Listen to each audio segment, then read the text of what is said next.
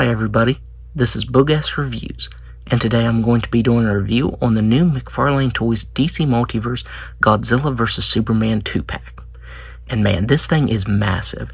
I knew it would be really big, but man, I didn't anticipate how large Godzilla would be till I got it in hand. Godzilla takes up all of my review station and then some. So you do get this data file with a cool shot from the comic right there. And if you want to read that, go ahead and pause that now. So now, let's go ahead and take a look at the Page Puncher Superman and then the regular Superman before we take a look at Godzilla. So taking a look at this little 3-inch Page Puncher Superman, he doesn't look too bad.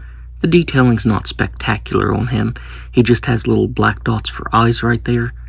And if you look closely, his whole head is actually cast in black plastic.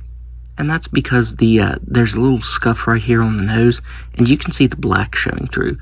It's really weird that they decided to cast the whole thing in black. I do like the texturing that you get over the whole body. I feel like this might actually be a new Superman figure. I do have the, I think it was the Rebirth Page Puncher Superman somewhere, and this looks like a different mold. I'm not 100% sure though. And the trunks right there, they could have been painted better. You can see a lot of blue showing through there around the edges. So for his articulation, the head doesn't look up or down. It moves side to side very slightly. He has ball jointed shoulders that can move out that far. They can spin all the way around. He has a waist swivel and legs that can barely kick forward at all. So there's nothing really spectacular about this Superman figure. It's mainly just meant to put in Godzilla's hand or to pose against Godzilla to have a more accurate scaled Superman against him. So I do think that's cool. So now let's go ahead and take a look at the 7-inch Superman figure from this pack. So first up for his accessories, Superman comes with your standard DC Multiverse base. Up next he comes with a set of open hands. He kind of looks like he's doing a musical number with these open hands on. And finally, he comes with a set of fisted hands, which I think look a lot cooler on him. So now, let's go ahead and take a look at his head sculpt. So taking a look at this head sculpt, I know it's gotten some hate, but I actually think it looks really good for an angry Superman head sculpt. It's surprisingly detailed. They printed all of the details on his face, like his eyes and the teeth there, and I think that came out pretty crisp. I think this is almost on Hasbro's level face print tech. This might be the best printing that I've seen on a McFarlane figure so far.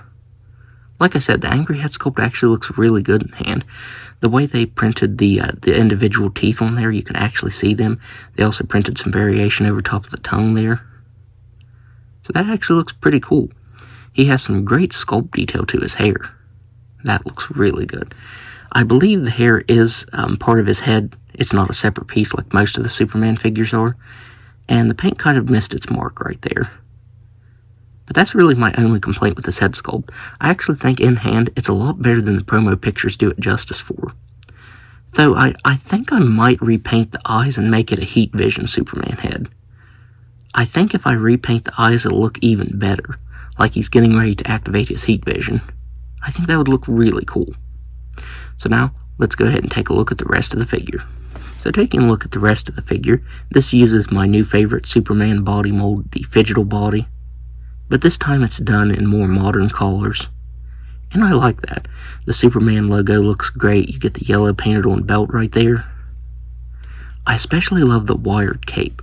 This time around, the cape is completely wired all the way around.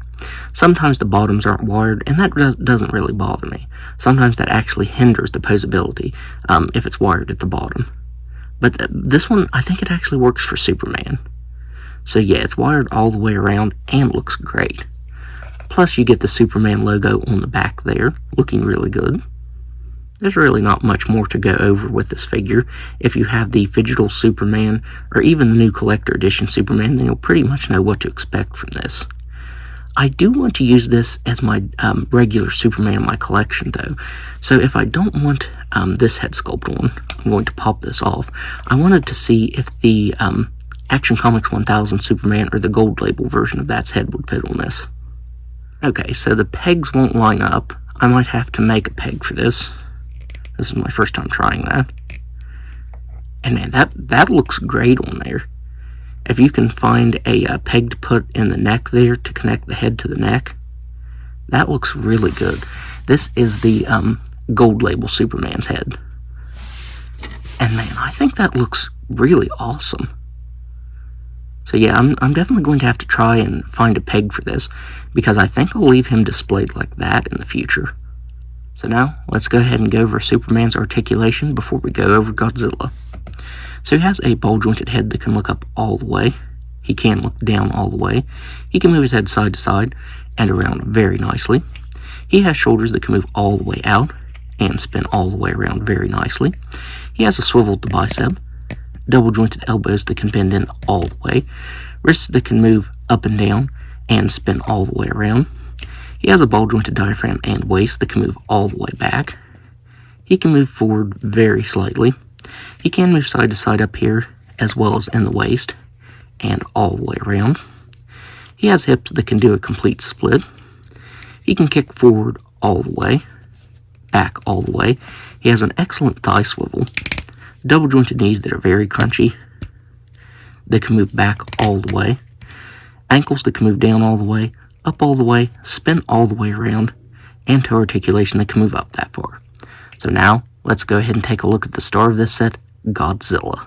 So taking a look at Godzilla, he is an absolutely massive figure. I knew he was going to be large, but I honestly didn't figure he would be this large. So let's go ahead and take a look at his head sculpt, since he doesn't come with any accessories. So taking a look at this head sculpt, McFarlane Toys did a very awesome job at sculpting this. He has such intricate sculpt details that it's not even funny. This version has red eyes, and man, he looks menacing. He has a jaw. It does feel kind of ratcheted, but it does open and close.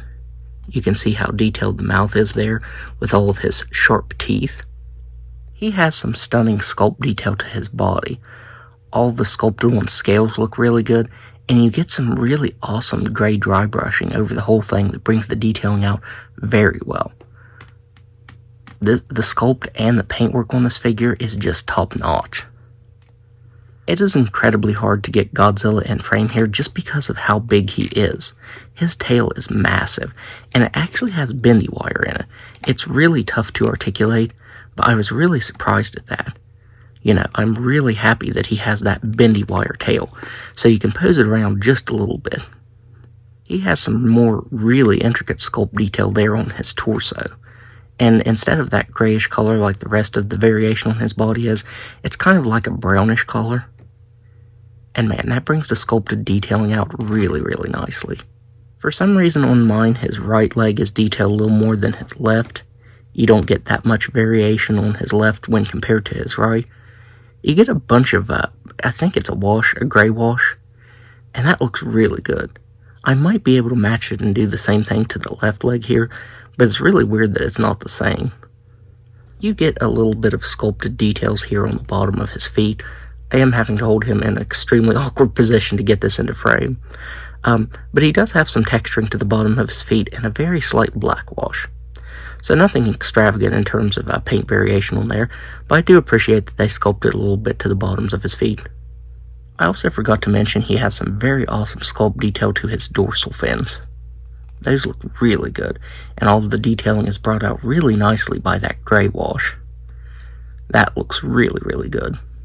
So now, let's go ahead and go over his articulation. So he has a ball-jointed head that can look up and down very slightly. He can move side to side really nicely, and around just a little bit. He has a jaw that can open all the way. I do wish it could close all the way. He has shoulders that can move up. It's a very stiff joint. It can move up that far, and back just a little bit.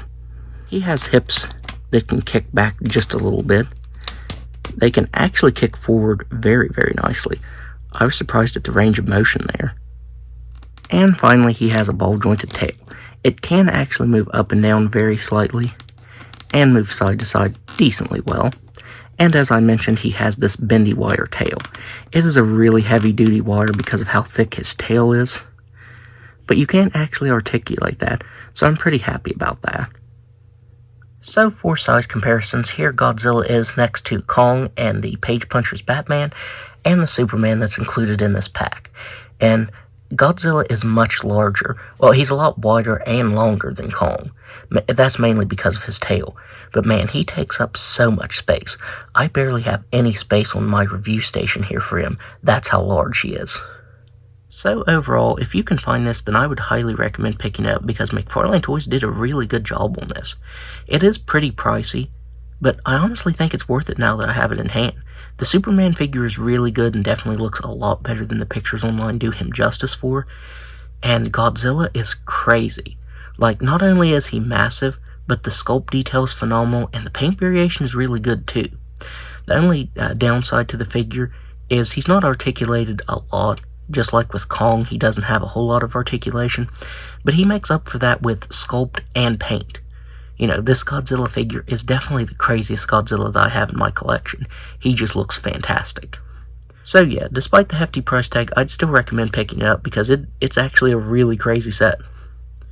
So, that's my review. If you like this review, be sure to hit the like button and subscribe to my channel. Thanks for watching.